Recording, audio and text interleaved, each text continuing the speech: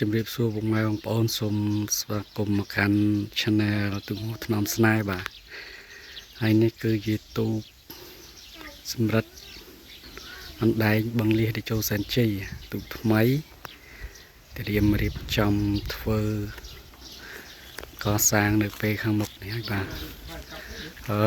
ទូនេះចំណុះ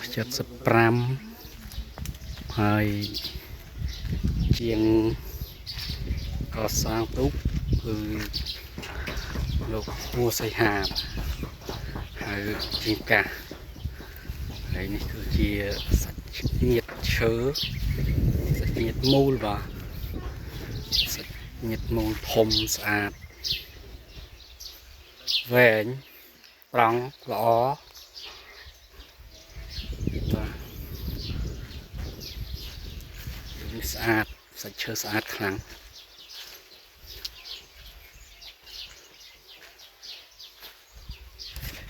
សាច់ឈើក៏ស្អាតទេសភាពក៏ស្អាតបាទនេះយើងមើលពីខាងរំសាយទៅខាងមុខបាទស្អាតណាស់ណាឈើធំល្អនេះគឺ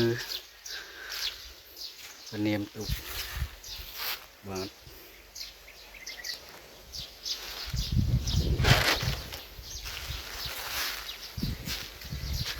ឈើស្អាតល្អត្រង់ធ្វើបានស្អាតស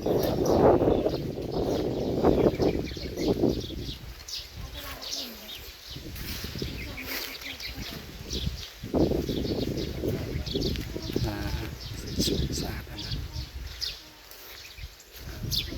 ថ្នាក់ផាក់ក្មេងហាមឡើងជន់